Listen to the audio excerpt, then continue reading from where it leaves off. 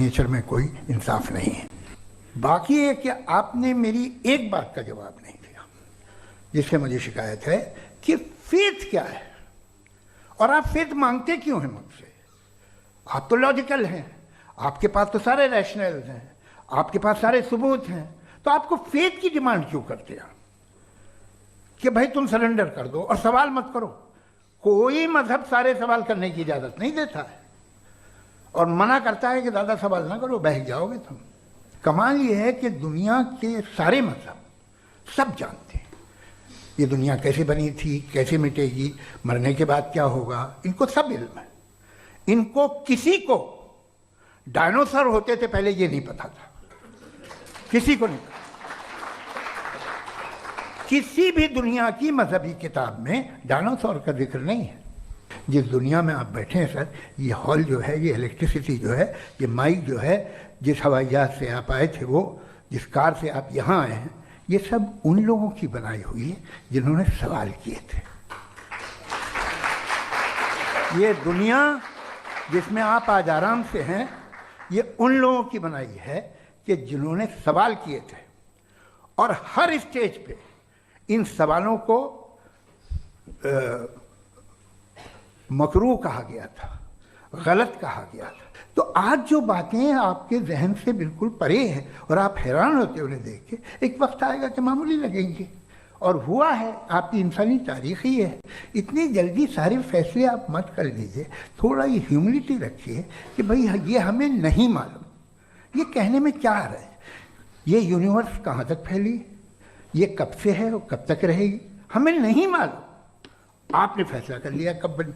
ये आपके हिसाब से कोई 14 बिलियन ईयर बनी जो समझा जाता है। उससे पहले हजारों करोड़ों अरबों साल तक खुदा बैठा क्या कर रहा था? खामोश बैठा था, ऐसे ही जमाइयाँ ले रहा था। फिर उसे आइडिया आया, यार एक काम करते, वक्त अच्छा गुजर जाएगा, यूनिवर्स बनाते। सोचिए, तो हम अपनी जहालत से लड़े, उसकी परस्तिश न करें। Thank you so much.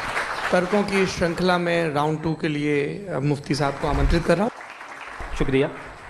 जनाब जावेद अख्तर साहब कई मरतबा दोहरा रहे हैं कि फेथ का मतलब बताइए, फेथ का मतलब बताइए। मैंने बता दिया, फेथ सही भी होता है, गलत भी होता है। और आज हम फेथ पे बात नहीं कर रहे, हम ट्रुथ और डज गॉड एग्जिस्ट पे बात कर रहे हैं।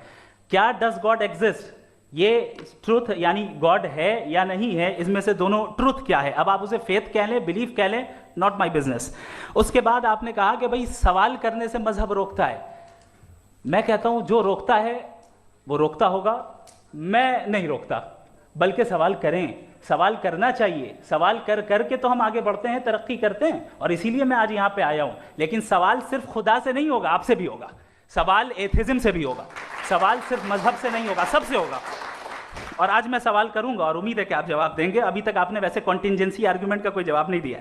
चलें, आपने कहा यूनिवर्स के बारे में इटर्नल क्यों नहीं बोल देते। ये चूंकि लॉजिकली पॉसिबल ही नहीं है कि यूनिवर्स इटर्नल हो। यूनिवर्स एक कॉन्टिंजेंट चीज है जो टाइम एंड स्पेस के पाबंद है, टाइम एंड स्पेस से बाउंड है। जो टाइम एंड स्पेस से बाउंड होगा वो कॉन्टिंजेंट होगा, जो कॉन्टिंजेंट होगा वो उसकी बिगिनिंग हुई होगी, जिसकी बिगिनिंग हुई होगी वो इटर्नल नहीं हो सकता। ये तो कॉमन सी बात है। आपने कहा कि किसी मजहबी किताब में डायनासोर का जिक्र नहीं है। अफसोस कि आज तक किसी मैथमेटिक्स की किताब में मुझे डायनासोर का जिक्र नहीं मिला। तो इसका मतलब मैथमेटिक्स की किताब बेकार है? नहीं, उसका वो टॉपिक नहीं है। रेवलेशन का और मजहबी किताबों का टॉपिक ये नहीं है कि आपको आके बताए साइकिल कैसे बनाते हैं, या आकर ये बताएं कि जो है डायनासोर कब था। वो तो मोरालिटी सिखाने आया है, गॉड के बारे में बताने आया, नॉन फिजिकल रियलिटी की हकीकत को सिखाने के लिए आया। रिलीजियन साइंस को रोकता है? नहीं रोकता। अगर रोकता है तो गलत करता है। रिलीजियन साइंटिज्म को रोकता है, जिसमें हमारे जावेद साहब मुब्तला हैं। साइंस और साइंटिज्म में फर्क है। साइंटिज्म यह है कि आप समझें कि साइंस और साइंटिफिक मेथोडोलॉजी ये नॉलेज को हासिल करने का वाहिद सोर्स ऑफ नॉलेज है। यह है साइंटिज्म। हम इसे रिजेक्ट करते हैं। उसके बाद उन्होंने कहा कि भाई हमें नहीं मालूम। अगर नहीं मालूम तो क्लियरली कह देना कि नहीं मालूम है, इसमें क्या हर्ज है। तो वही तो मैं कह रहा हूं ना कि आप कह दें कि नहीं मालूम, लेकिन क्लेम क्यों कर रहे हैं कि गॉड एग्जिस्ट नहीं कर रहा है। आखिरी चीज, इन्होंने कहा कि खुदा दुनिया बनाने से पहले 150 साल पहले या करोड़ों साल पहले क्या कर रहा था। अरे हजरत, चलें, बहरहाल मैं जवाब दे देता हूं, आप हमारे रिस्पेक्टेड पर्सनालिटी हैं, अगर आप नहीं होते तो मैं ऐसे एंटरटेन ही नहीं करता। टाइम, ये 100 साल पहले या 100 साल बाद, पहले बाद में अभी, ये वो अल्फाज हैं जिनका ताल्लुक टाइम से है।